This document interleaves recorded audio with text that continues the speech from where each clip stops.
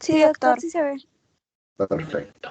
Entonces vamos a continuar con lo de la última clase, que fueron taquiarritmias. Ahora se complementa con esta que son síndromes de preexcitación que están dentro de las clasificaciones, pero con particularidades especiales. ¿Ya? ¿Quién no ha oído hablar pues del síndrome de Wolff-Parkinson-White, ¿no? Este síndrome fue descrito por tres médicos, ¿no? Louis Wolff, John Parkinson y Paul White, que describieron en la década del 30 la presencia o la peculiaridad de una taquiarritmia. Cuando el paciente estaba en reposo, tenía un electro muy sui generis, y cuando hacía una taquiarritmia, la taquiarritmia, su característica era de alta frecuencia en comparación con una taquiarritmia que no era preexcitada. Entonces esto llevó a estudiar este síndrome por las connotaciones que de los 30 en adelante, en la presencia de este síndrome de Wolff-Parkinson. De conducción eléctrico, ¿no? El nodo sinusal, los haces internodales, el nodo auriculoventricular, el tronco del haz de His, la rama izquierda con sus ramas anterior y posterior y la rama derecha, ¿no? Al final de a la rama derecha, en la pared lateral, generalmente posterior, lateral del ventrículo derecho, en algunos casos en el izquierdo, está formado netamente por ahí acaba el sistema de conducción, solo quedan fibras de Purkinje. Y en la presentación de este síndrome pues, existe un haz aberrante, un haz extra que comunica uno de los haces internodales con el final del sistema de conducción, como en el ejemplo se ve en la rama derecha, con el final del sistema de conducción de la rama derecha, ¿no? Haciendo un bypass del nodo AB. O sea, si el impulso se cree en el nodo sinusal, debería bajar por los haces internodales al nodo AB, pero por el haz internodal posterior, ese impulso eléctrico se continúa y se continúa por este haz aberrante que fue descrito por el doctor Ken, por eso recibe el nombre del haz de Ken, ¿no? Que comunica directamente el impulso eléctrico desde los atrios hacia los ventrículos, bypassando el nodo AB. Habíamos visto que el nodo AB funciona pues como un filtro, ¿no? La velocidad de despolarización del nodo AB es más lenta en comparación al nodo sinusal, entonces actúa como un filtro, ¿no? Entonces, si a nivel supraventricular se me ocurre 180 despolarizaciones que van a ir por el nodo AB, probablemente por el nodo AB se pasen hacia el ventrículo, sean efectivas estos latidos menos de los 180, 160, 150. Entonces la función del nodo AB pues, es ese filtro por su velocidad de despolarización más lenta. Entonces cuando estamos frente a este síndrome de preexcitación, que es el Wolff-Parkinson-White, al haber este haz aberrante, este haz de Ken, que comunica directamente la despolarización de la aurícula con los ventrículos, la velocidad de despolarización va a ser rápida. O sea, que si se producen 200 despolarizaciones en la aurícula, esas 200 despolarizaciones se van a transmitir al ventrículo, ¿no? Y cuando el impulso corre por el haz de Ken sin producir arritmia, ¿no? Porque el impulso puede ir por el nodo AB en forma normal o puede ir por el nodo aberrante en los latidos normales sin taquicardia, el electrocardiograma tiene un patrón característico, ¿no? La presencia de este haz aberrante, el haz de Ken, va a hacer que en el electrocardiograma se encuentre una onda delta, se llama, que es una ascensión muy rápida de la rama ascendente del QRS, que le da una forma de hamaca, que se le denomina onda delta, ¿no? y la presencia de esta onda delta hace que el QRS pues sea más ancho, un poco más ancho de lo normal, y el intervalo PR sea corto. Entonces ya de aquí podemos sacar la primera conclusión que el síndrome Wolff-Parkinson-White tiene tres características. Uno, es un PR corto. Dos, hay presencia de onda delta. Y tres, el QRS es ancho, ¿no? Se habla del síndrome de Wolff-Parkinson-White cuando el paciente desarrolla taquicardia, ¿no? O sea, cuando el paciente tiene taquicardia, o sea, desarrolla la taquiarritmia en presencia del haz de Kent, entonces a eso se llama síndrome de Wolff-Parkinson, porque es un conjunto de signos y síntomas.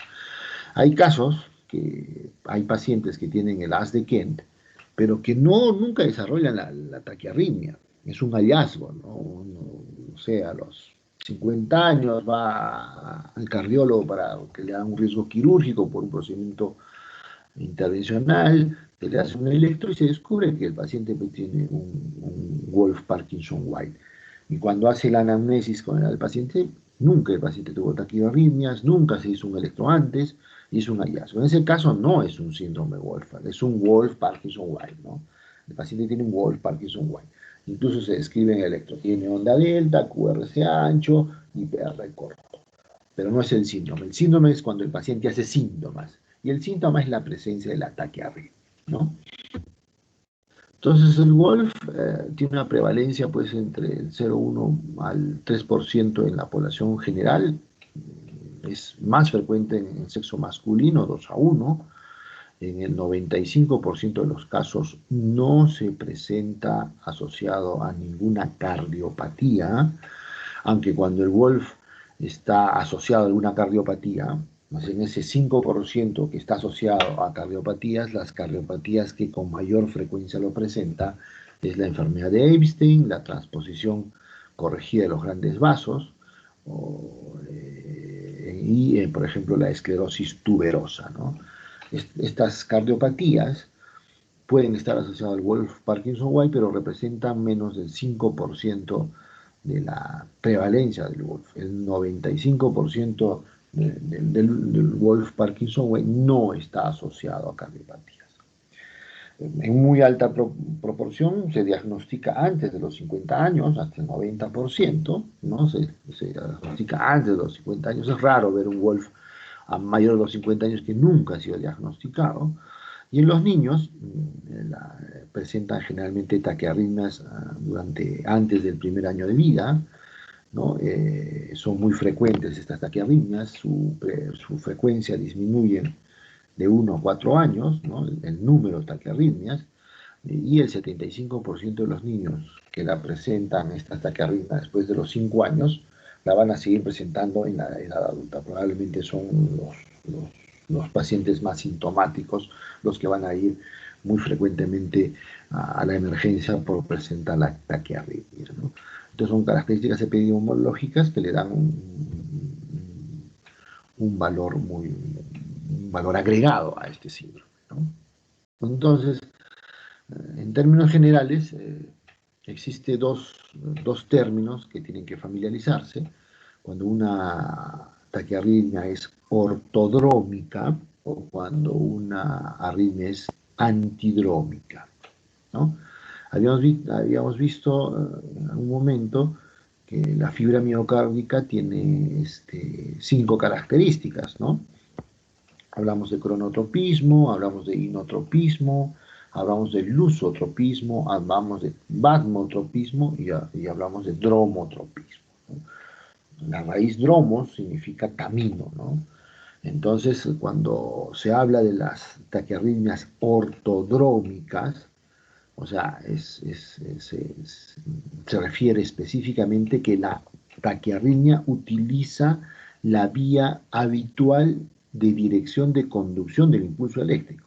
O sea, va de arriba hacia abajo, ¿no? Así exista, por ejemplo, en el caso del gráfico, en la pared lateral alta del ventrículo izquierdo está el haz aberrante, Entonces el impulso baja por el nodo AB hacia el tronco del haz de Higgs, se va por la rama, en este caso rama izquierda, no la rama derecha, y cuando llega al final de la rama izquierda, por el haz aberrante se vuelve a conectar con las vías de conducción a nivel de la aurícula y hace un circuito de reentrada. Ese circuito de reentrada utiliza la conducción, la dirección de la conducción normal, o sea, de arriba hacia abajo, de arriba hacia abajo.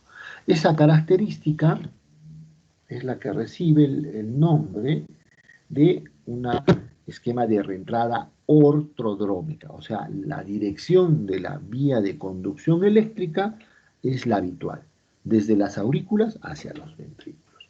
Ese le va a conferir cuando el paciente desarrolla una taquiarritmia, que el QRS sea angosto. Si uno mire el electrocardiograma que está al lado, que es un paciente que tiene más o menos casi 300 latidos por minuto, observamos que su QRS es estrecho. Entonces, a este paciente podemos decir que tiene, por ejemplo, un síndrome de Wolff-Parkinson-White con una reentrada ortodrómica porque el QRS es angosto, no se hace más ancho de lo habitual. Entonces la característica de las taquiarritmias de reentrada ortodrómica, ¿no? A diferencia de las taquiarritmias por reentrada antidrómica, o sea, el mismo nombre lo indica, anti, o sea que esta vía de conducción va a utilizar el sentido contrario de la vía de conducción eléctrica.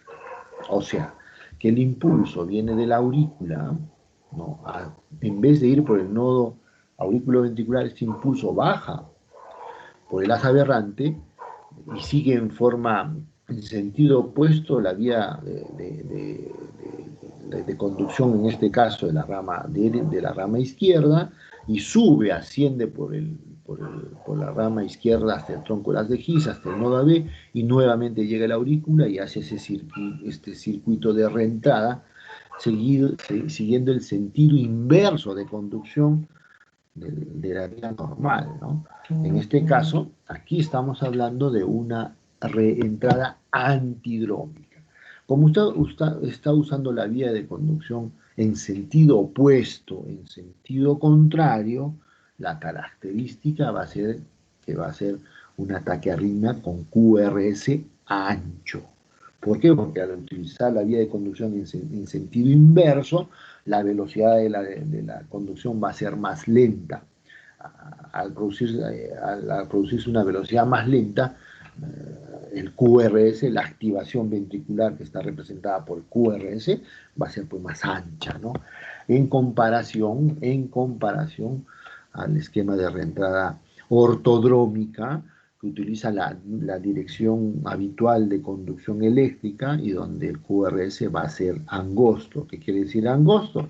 Que la activación ventricular va a ser rápida, normal, a diferencia de la antidrómica que se va a demorar y va a producir un QRS ancho. Por ejemplo, este paciente, observemos, ¿no? Si uno comienza a analizar, es un paciente que tiene ritmo sinusal, tiene onda P positiva en D2, D3 y ABF. Después de la onda P va seguido un QRS efectivo, entonces decimos que este es un ritmo sinusal, ¿no? Siguiendo el esquema de interpretación del electrocardiograma, medimos la frecuencia cardíaca. Este paciente tiene 300, 150, 100, 75, 60, algo más de 60 latidos por minuto, ¿no? El eje está más o menos a 0 grados, ¿no? Y la peculiaridad es que si uno mide el PR en este paciente, es un PR angosto, ¿no? Y observamos, por ejemplo, en D1 y en B2 cómo la rama ascendente del QRS, dando la imagen de la onda delta. Si uno lo ve más cerca, uno mide el PR, ¿no? No se olviden, el PR se mide desde el inicio de la onda P hasta el inicio del QRS, ese es el PR, ¿no? Y como ven acá es 80 milisegundos, de repente 100 milisegundos, ¿no? Es corto, ¿no? Y inmediatamente se observa como la rama ascendente del QRS se hace como una hamaca, ¿no? Y esa hamaca, esta maquita, representa la onda delta, ¿no? Entonces, si uno mide el QRS en este paciente, el inicio del QRS va desde la onda Q hasta el final de la S en este paciente, más o menos tiene tres cuadraditos, o sea, 120 milisegundos, entonces estamos con un paciente que tiene todos los criterios, PR corto, QRS ancho y la presencia de la onda delta. Entonces, este paciente es portador de un síndrome, es portador de Wolff-Parkinson-White, ¿no? Nuevamente para que se grave el tema de cómo se produce el, el PR corto y la onda delta, ¿no? A la izquierda un gráfico normal, un sistema de conducción, una activación normal, ¿no? Nodo sinusal, se produce la activación bajo el nodo AB, se activan los ventrículos por la rama izquierda y la rama derecha y se produce onda P, despolarización nodo sinusal, un PR normal porque la velocidad es normal, un QRS angosto porque la velocidad de activación ventricular es normal y la onda T positiva. Pero ahora en este caso, en el gráfico de la mano derecha, observamos cómo esta flecha azul representa el haz de Kent, representa el haz aberrante, entonces el impulso, la activación que viene de las aurículas obvia, va y pasea el nodo AB y este corriente de despolarización va por el haz aberrante, por el haz de Kent, y va a activar, en este caso en el dibujo, la cara lateral del ventrículo derecho, por lo cual se va a producir un PR corto. Si uno mide el PR va a ser más corto, ¿no? Y la presencia de la onda delta, ¿no? Si uno mide el QRC, el QRC va a ser ancho. Entonces son las tres características de los pacientes con Wolff, Parkinson, White, ¿no?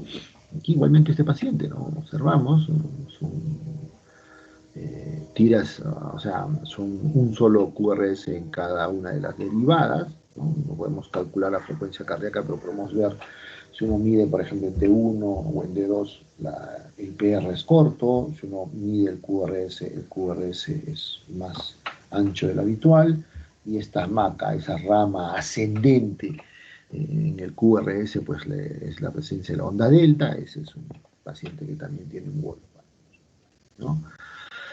Las características electrocardiográficas, decimos que es PR corto, cuando el intervalo PR es menor a 120 milisegundos en los adultos, y en los niños cuando está a menos de 90 milisegundos, ¿no?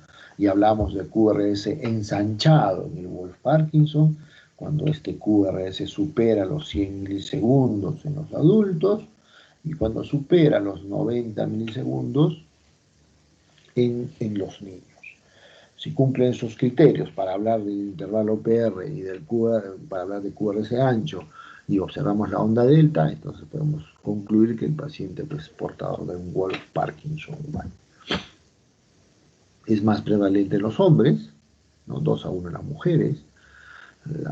Es mucho más frecuente su diagnóstico en edades muy tempranas, ¿no? Como habíamos visto, en los jóvenes. Es una de las consultas muy habituales en gente joven, las taquiarritmias preexcitadas, ¿no?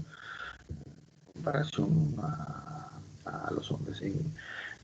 Es una de los síndromes que tiene mucha significado porque está asociado mucho a muerte súbita, el tema del Wolff Parkinson White.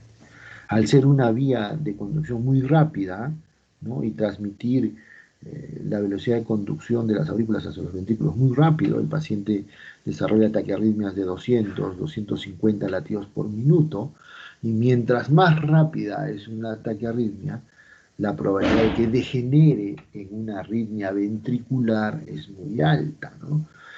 Y esto hace la posibilidad de que el paciente desarrolle fibrilación ventricular, un desarrollo taquicardia ventricular que si no es atendida en forma pronta, oportuna, el paciente fallece, ¿no?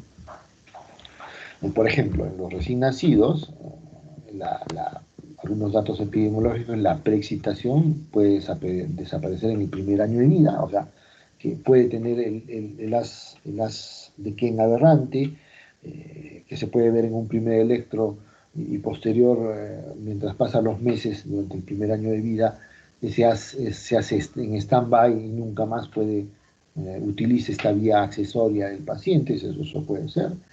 En estos pacientes, en los recién nacidos, el riesgo de muerte súbita ocurre pues en el 0,6 al 1,5% de las veces. Son una de las causas de muerte súbita en los neonatos, ¿no? Es la presencia del Wolff Parkinson White, ¿no? Y en algunos casos, o sea, es un paciente que nunca ha tenido nada y en la cuarta parte de las veces debuta con muerte súbita, ¿no? Es trágico, lamentable, es un niño sano, que no tiene nada, que fue a los controles y de pronto fue encontrado sin vida en su cunita, ¿no? Está fallecido. Si se logra hacer un estudio, una necropsia, pues se va a observar que el paciente tuvo un arresto cardíaco producto de la presencia de Wolff Parkinson. Esto en los niños. Esta es la tasa de muerte súbita en los niños. En los jóvenes, la tasa se presenta de muerte súbita en el 3,6% de las veces y es causa de primera manifestación, o sea, es un paciente que no tiene nunca nada y de pronto debuta con muerte súbita. En los jóvenes hasta en el 40% de las veces, ¿no? O sea, de entre todas las muertes súbitas en un joven, probablemente de ellos se va a descubrir que el que tiene Wolff Parkinson White, el 40% de estos nunca tuvo síntomas de Wolff Parkinson White, ¿no? Entonces son datos, por eso la importancia, digamos, el énfasis que se debe hacer sobre los pacientes que tienen este síndrome de preexcitación. Podemos localizar, como han visto, el haz de Ken puede tener diferentes localizaciones, tanto a nivel del ventrículo derecho como el ventrículo izquierdo, y nosotros a través del electrocardiograma podemos inferir dónde se encuentra este haz de Ken. Esto sirve como dato añadido para el estudio, normalmente el tratamiento de los pacientes con Wolff Parkinson White está ligado a un procedimiento invasivo que se llama ablación. Ablación es entrar con un catéter dentro del corazón y por radiofrecuencia quemar este haz aberrante. Entonces, para hacer eso uno tiene que saber dónde está el que se llama el haz aberrante. Entonces, eso es localizar el haz aberrante. Entonces, en el electrocardiograma se puede inferir dónde se encuentra este haz aberrante y más o menos dirigir la ablación. Ahora, estos son términos generales, ¿no?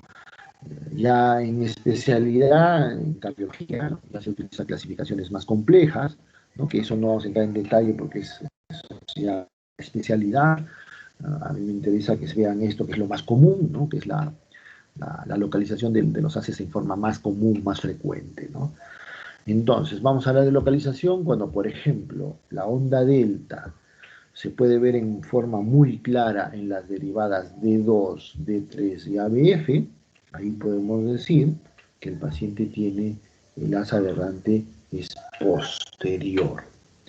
Pero cuando es posterior puede ser izquierdo o derecho. Cuando el paciente en el electrocardiograma tiene la onda delta presente muy clara en D2, D3, ABF y tiene imagen de bloqueo de rama izquierda en B1, ¿no? Bloqueo de rama izquierda en B1, recordemos, en B1, ¿cómo es una imagen de bloqueo de rama izquierda? No hay casi R o es una QS en B1 y el QRS es ancho. Entonces, si tiene esa característica, diremos que el haz aberrante es posterior derecho, ¿no? Si el paciente tiene la presencia muy clara de la onda delta en las derivadas de 2, de 3, ABF, pero tiene imagen de bloqueo de rama derecha en B1 o tiene una onda R muy alta en B1, estamos hablando que es posterior izquierda. Imagen de bloqueo de rama derecha en B1, o sea, imagen RSR o R mellada. Esa es la característica de bloqueo de rama derecha en B1. O si a ese nivel nosotros podemos o vamos a observar una onda R alta. Si es una onda R alta, podemos decir que el asa aberrante es posterior izquierda, ¿no? Ahora, si nosotros observamos que la onda delta es muy clara en D1 y ABL, en D1 y ABL es muy clara la onda delta, entonces diremos que la localización del asa aberrante es lateral izquierda. Esto es lo más común, esto es lo más frecuente y esto es lo que debería saber uno como interpretación básica de electrocardiografía.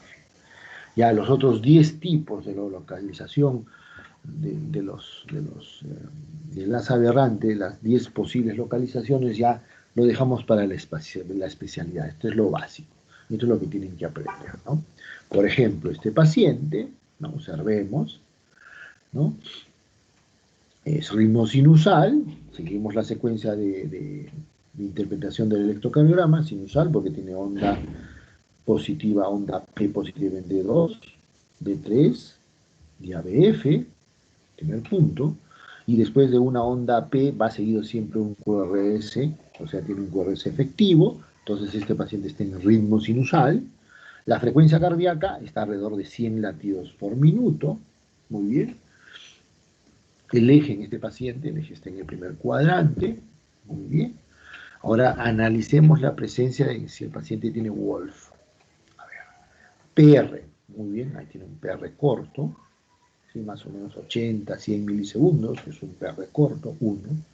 2, tiene un QRS ancho en la base, ¿no? Desde el inicio, desde el final, en este caso de la onda P, hasta el punto J se mide el QRS, ahí tenemos más o menos casi 3 cuadraditos, o sea, entre 100 y 120 milisegundos tiene el QRS, que es muy clara en B4, B5, la rama ascendente del QRS tiene forma de hamaca, aquí en B3 también se ve la onda delta. Ahora tratemos de localizar el as, está bien, el as aberrante, el as de Kent, tratemos de localizarlo. En D2 y D3 y ABF miramos la onda delta, pues sí, tenemos onda delta en D2, D3, ABF, y en B1, no es imagen de bloqueo de rama izquierda, pero vemos una onda R más alta que una onda S, entonces vamos a esto, ¿no? Entonces, ABF, onda delta es posterior y tiene una onda R alta en B1, entonces es izquierda. Entonces la presencia del asa aberrante en el ejemplo es posterior izquierdo, ¿no? Aquí hay una pregunta, ¿está claro? ¿Tienen alguna duda?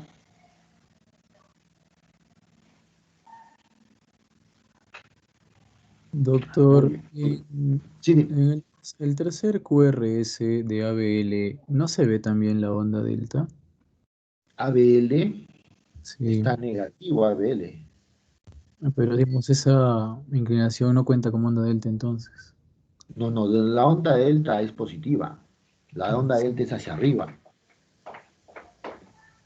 Sí, doctor, gracias. Ok. ¿Alguna otra pregunta?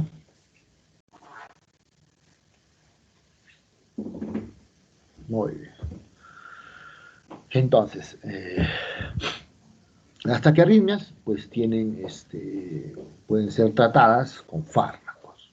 Aquí hay que tener mucho cuidado porque cuando una taquiarritmia no es preexcitada, puede responder muy bien a muchos antiarrítmicos, ¿no? Eh, por ejemplo, eh, hay muchos de los taquiarritmios que inhiben el nodo AB, entonces cuando la mayoría de las taquiarritmias son por reentrada nodal, o sea, por reentrada en el nodo AB, como habíamos visto, Entonces, la mayoría de los fármacos van a funcionar en este tipo de taquiarritmias, los que generalmente tienen reentrada nodal, ¿no? La taquicardia supraventricular paroxística, la taquicardia auricular paroxística, el paciente que tiene fibrilación auricular, el flúter auricular. Entonces, esas arritmias que generalmente tienen reentrada en el nodo AB van a responder muy a la adenosis, al verapamilo, al diltiazem, a los beta bloqueantes y a los digitálicos, ¿no? Son fármacos que tienen su acción en el nodo AB. Entonces, si el nodo AB está comprometido en la génesis de las taquiarritmias, estos fármacos van a funcionar muy bien. ¿Ok? Pero, como han visto, los haces aberrantes es una comunicación entre la aurícula y el ventrículo, ¿no? Puede ser en el lado derecho, en el lado izquierdo, puede ser posterior, ¿no? Y generalmente compromete pues músculo cardíaco, no compromete pues un segmento específico del sistema de conducción eléctrico, ¿no? Sino a ese nivel hay las fibras terminales de Purkinje y ahí se ensarta las aberrante, entonces esa zona está más formada por tejido muscular, miocardio, que tejido eléctrico. Entonces estas haces aberrantes van a responder mejor a la procainamina y a la quinidina, ¿no? Hay otros fármacos que tienen una acción bimodal, ¿no? Que actúan muy bien a través del nodo AB, pero también pueden actuar muy bien en las vías accesorias. Esos son la flecainamina, la propafenona, la amiodarona y el sotalol. Entonces, ¿qué quiero decir con esto? Primero, que si el paciente tiene una taquiarritmia supra donde se comprometa en la génesis el nodo AB, estas taquiarritmias van a responder a este grupo de fármacos. O sea, adenosina, verapamilo, diltiazem, beta bloqueantes, digitálicos, fleicanina, propafenona, amiodarona y sotalol. Si el paciente tiene un asa aberrante, entonces solo responderá a este grupo de fármacos: procainamina, quinidina, flecainamina, propafenona, amiodarona y sotalol. Si un paciente tiene un asa aberrante, o sea, tiene un ataque arritmia preexcitada, ¿no? Por la presencia de este asa aberrante, y nosotros, por ejemplo, utilizamos un fármaco que actúa netamente a nivel del nodo AB, como los del grupo, ¿no? De adenosina, los calcioantagonistas, beta-bloqueadores y el digital, en el tratamiento podemos producirle la muerte al paciente. ¿Por qué?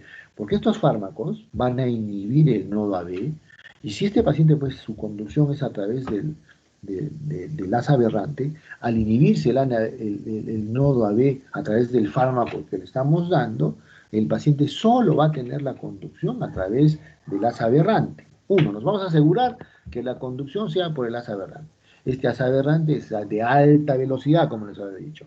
Son frecuencias que superan los 200 latidos por minuto. Mientras más alta es la frecuencia, la probabilidad de degenerar en una arritmia maligna tipo taquicardia ventricular o fibrilación ventricular es muy alta.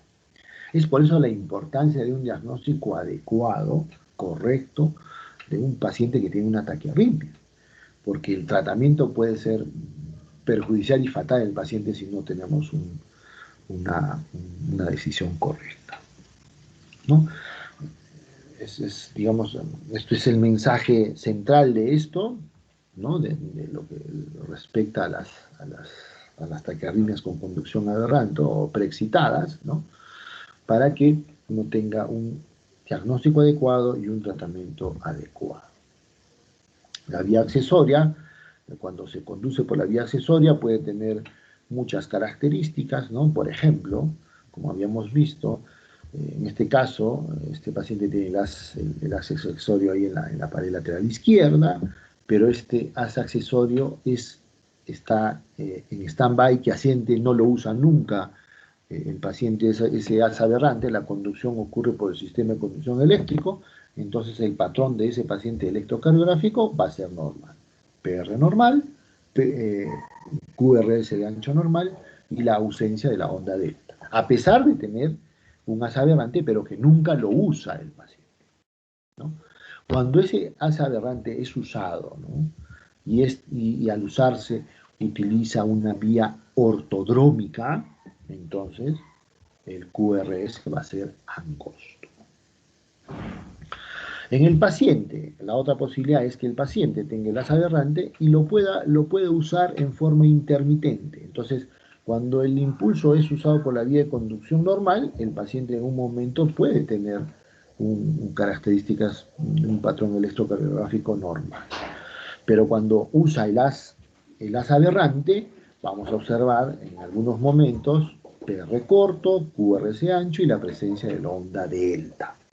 O sea que va a tener un patrón de Wolff-Parkinson en ausencia de taquiarritmia. Si ese paciente hace, por ejemplo, una taquiarritmia utilizando el asa accesorio, el asa aberrante, y esta, por ejemplo, es antidrómica, o sea que el impulso va a utilizar en forma, en la vía, en sentido contrario de la vía de conducción eléctrica, entonces ahí vamos a tener un QRS ancho. Entonces, esto es para que puedan recordar, ¿no? Para que puedan cimentar esa parte de la utilidad, ¿no? Por ejemplo, este paciente, ¿qué me dicen de este paciente? Alguien que se manifieste, a ver.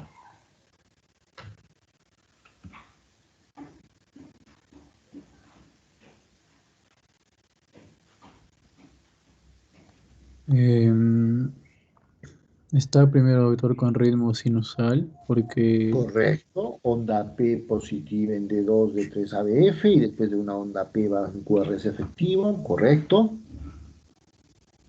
mm, bueno, el PR es corto, sobre todo en D1 se nota el PR corto.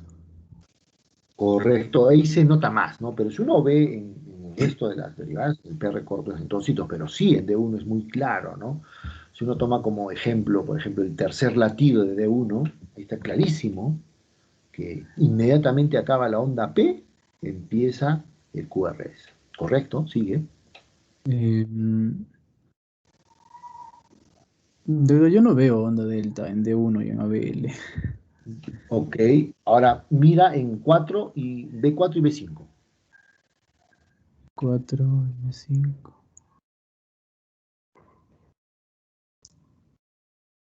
No Sobre se todo ve. en B4. Sobre todo en B4 se observa la onda delta, ¿no?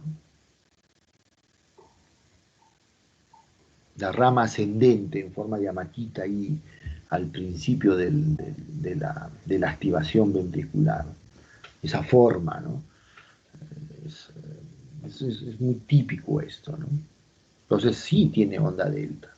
Ahora, si lo quieres hacer por descartes, ¿no? En D2, D3 y ABF, ¿puedes ver onda delta? En D2 y en B3 me parece que sí. En D2 y ABF me parece que sí, doctor.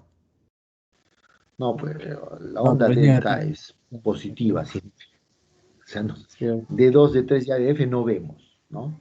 Entonces te queda la otra posibilidad, que sea en D1 y ABL, ¿no?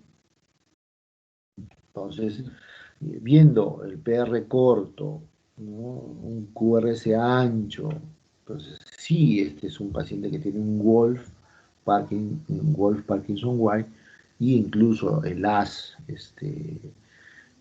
aberrante es lateral izquierdo, ¿no? Es, eh, es la localización del as aberrante en este caso, ¿no? Esto tienen que ir, o sea, yo les invito a que repasen, miren muchos electros, ¿no? Para que puedan cimentar, que se llama la idea, las imágenes, ¿no? O sea, tiene que llamarle la atención uno. Si ven un QRS, un PR corto, ya les tiene que llamar la atención, o sea, ya en su cabeza tienen, esto puede ser un síndrome de preexcitación. Segundo punto, es un QRS ancho. Mm, ¿Qué síndromes de preexcitación tienen PR corto y QRS ancho? Si estoy inclinándome por el Wolf, tengo que buscar en alguna de las derivadas, desde D1 hasta B6, ¿no? Desde las derivadas bipolares hasta las precordiales hasta la B6, una imagen de onda delta. Si en alguna de ellas se encuentra una delta, ya no me hago más problemas. Este paciente tiene un Wolf Parkinson White.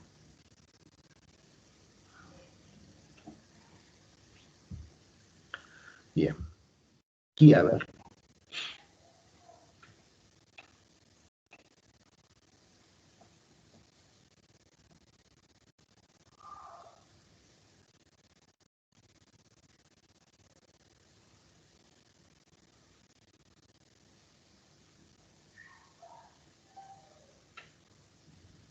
¿Qué les parece aquí?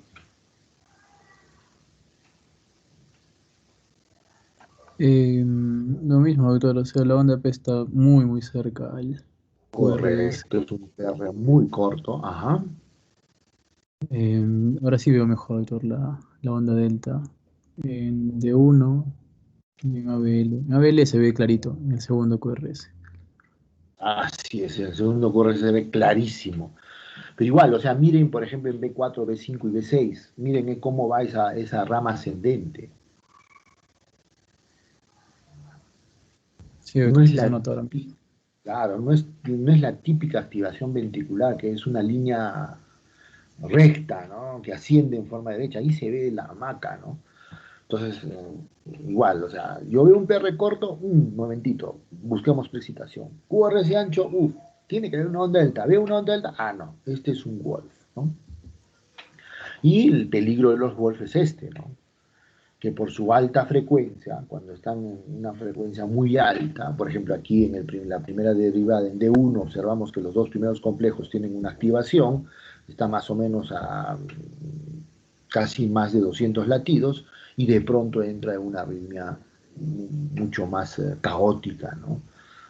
Entonces este paciente desarrolla pues una taquicardia ventricular, ¿no? Que entra y sale de la taquicardia ventricular. Y ese es el riesgo del paciente cuando hace un síndrome de Wolf, está con taquicardia, muy alta frecuencia, que desencadena una arritmia maligna, o de pronto es un paciente que ha entrado con la taquiarritmia y se le ha colocado un fármaco que actúa a nivel del nodo auriculoventricular. Realmente este paciente se le ha colocado, no sé, se me ocurre verapamilo, entonces vamos a observar esto, ¿no?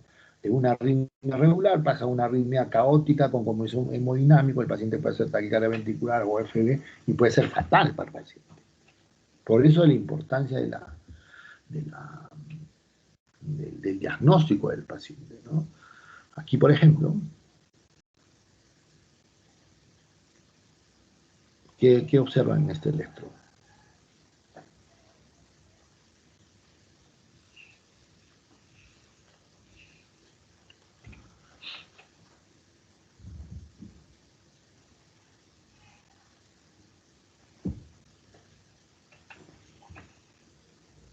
Me parece que la onda P es negativa en D2, D3 y ABF también. No, no hay onda P. ¿No No, hay? no hay onda P en este paciente. Lo que más llama la atención es un QRS ancho, primer punto. Un QRS ancho, uno. Dos, una frecuencia que oscila entre 220, 240 latidos. Es una taquicardia de complejo ancho, con QRS ancho. Entonces ahí tengo que hacer la disquisición. A ver, un momentito, es un QRS ancho. Es una taquicardia de frecuencia muy alta. Tratemos de buscar una onda delta. Aquí, en B4, y aquí, en B5, se puede ver esa rama ascendente, ¿no? Rama ascendente, la rama ascendente. Entonces, este paciente en plena crisis, uno puede decir, ah, no, este es una taquicardia de complejo ancho, este es una taquicardia supraventricular con aberrancia, es una preexcitada.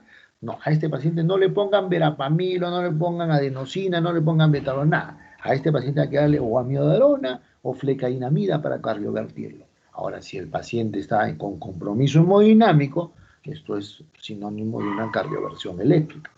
Y ven acá como en B1 y en B2, que se ve un poquito más claro a partir del tercer, cuarto latido, cómo ya comienza a meterse latidos de fusión que están a punto de desencadenar una arritmia mucho más rápida, ¿no? Aquí estos dos latidos están casi a 300 latidos, ¿no?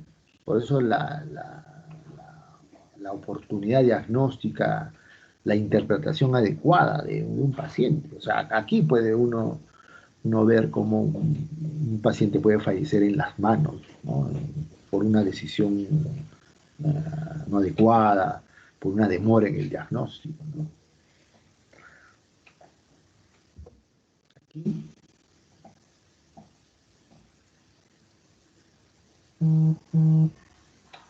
¿Qué les parece?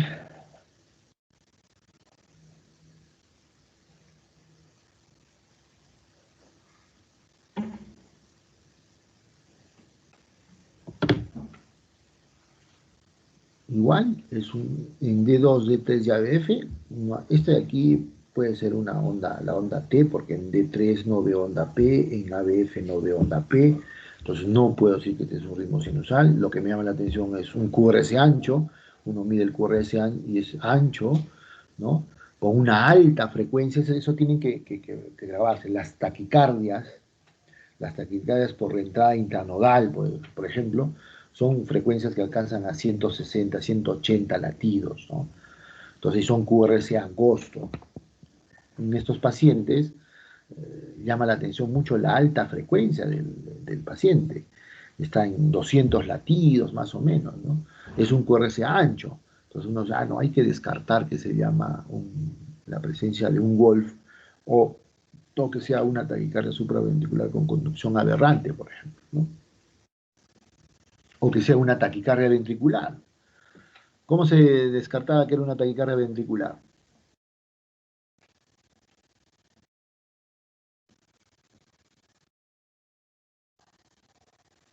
Ya se olvidaba, hablaba del examen hace poquito y se han olvidado ya. La presencia de RS, imagen de RS en las derivadas precordiales. Por ejemplo, aquí hay R y S. R y S. Entonces no cumple el primer criterio para ver si es una taquicardia ventricular. Si es un QRS ancho, no veo en ninguna una onda delta, ¿no? No veo una onda delta clara, incluso aquí se ve bien clarito la forma ascendente del espiga. Entonces este electro podría ser una taquicardia supraventricular con conducción aberrante, ¿no? Entonces ahí la diferencia, este paciente sí podría recibir verapamilo, podría recibir adenosina, a diferencia del anterior de este, ¿no?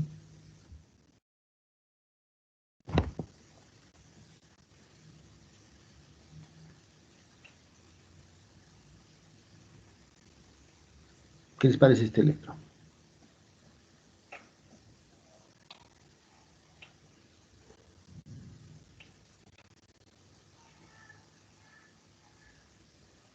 Arriba es el mismo paciente, pero arriba está en plena arritmia al principio, ¿no? Una taquicardia de complejo ancho, ¿no?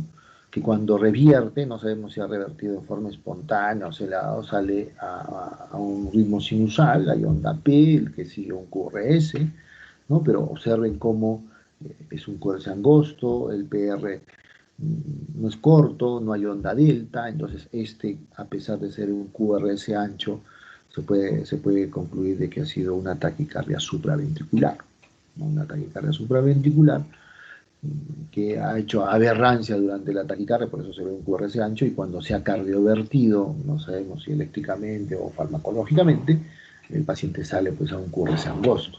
Entonces podemos decir, no, este paciente tuvo una taquicardia supraventricular y en ese momento de la taquicardia estaba el QRS ancho porque estaba haciendo aberrancia, utilizaba una vía aberrante.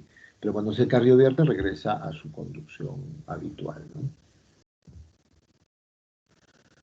El otro síndrome de preexcitación es el síndrome Long-Gannon-Levine. Igual, son 3 médicos que aportaron en el tema de la descripción de los síndromes de preexcitación, ¿no? Y muestra un haz aberrante que se denomina el haz de James, ¿no? Que comunica, por ejemplo, ¿no? uno de los haces internodales, ¿no? Con el nodo AB, ¿no? Por ejemplo, este es el nodo sinusal, estos son los haces internodales, en este caso este es el tracto internodal anterior, ¿no? Que desemboca en el nodo AB, pero del tracto internodal anterior sale una rama accesoria que es el haz de James, ¿no? Que va a hacer que bypasse el nodo porque se conecta con el tronco del haz de His, ¿no? Habíamos dicho que el nodo AB es de despolarización lenta, en este caso se conecta directamente con el tronco del haz de His y eso le va a dar una característica del electrocardiograma, ¿no? Que va a ser la presencia de un PR corto, pero solo PR corto. Estos pacientes no tienen ni QRS ancho y no tienen tampoco una onda delta. Entonces es mucho más sencillo. La presencia solo de PR corto en este paciente hace el diagnóstico del Long-Gannon-Levine. Cuando este paciente hace taquicardia, cuando ese haz internodal produce una taquicardia, entonces hablamos del síndrome de Long-Gannon-Levine. Única característica es la presencia de un PR corto, ¿no? Un PR corto, menos de 120 milisegundos. Aquí para más o menos las taquiarritmias, como habíamos visto, pueden utilizarse diferentes fármacos antiarrítmicos, ¿no? Que se clasifican en función, digamos, a su lugar de acción, ¿no? Los diferentes tipos de antiarrítmicos, ¿no? Por ejemplo, se habla de los antiarrítmicos de clase 1, ¿no? Como la agmalina, la disopiramina, la procainamina, la lidocaína, la fenitoína, la flecainaína y la propafenona. Básicamente ellos actúan en el potencial de acción, en el potencial de la fase 0, la fase 1, ¿no? Después tenemos los de la clase 4, que son los calcioantagonistas, ¿no? Calcioantagonistas que tengan acción sobre el potencial de acción, en este caso sobre la fase 2 de meseta, donde interviene la intercambio de iones a través de calcio, ¿no? Entonces los calcioantagonistas actúan mejor a este nivel, es el diltiazem y el verapamil los que tienen acción antiarrítmica, ¿no? La clase 3, perdón, que está formada por la miodarona, el sotalol, la dronaderone, que actúa a nivel de la fase 3 del potencial de acción, a nivel de los canales de sodio lentos, ¿no? Y la clase 4, que son los beta bloqueadores, perdón, la clase 2, que son los beta bloqueadores que actúan pues a nivel de la etapa de repolarización, actúan a nivel del nodo sinusal, disminuyen la velocidad de despolarización del nodo sinusal. Entonces, los diferentes fármacos tienen una acción específica en el potencial de acción y a través de esta acción específica en el potencial de acción tienen su acción antiarrítmica, ¿no? Entonces, básicamente esto es lo que debemos saber pues, de los síndromes de preexcitación, ¿no? A la cabeza, el Wolff-Parkinson-White, el Long-Gannon-Levine, que tiene única característica un PR corto, y el conocer dónde actúan pues, los fármacos antiarrítmicos. ¿Tienen alguna pregunta?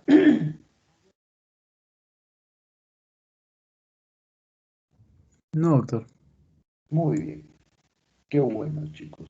Espero que haya sido claro esto. Entonces, Dios mediante, nos reunimos la próxima semana, el próximo viernes. Este, si no hay ningún cambio, yo creo que va a ser a las 8 de la noche, espero que no haya ningún cambio, el viernes a las 8 de la noche, y vamos a hablar sobre síndrome coronario, para que vayan leyendo. ¿Ok? Está bien, doctor. Muchas gracias. Listo. Nos vemos el viernes. Adiós, chicos. Hasta luego, doctor.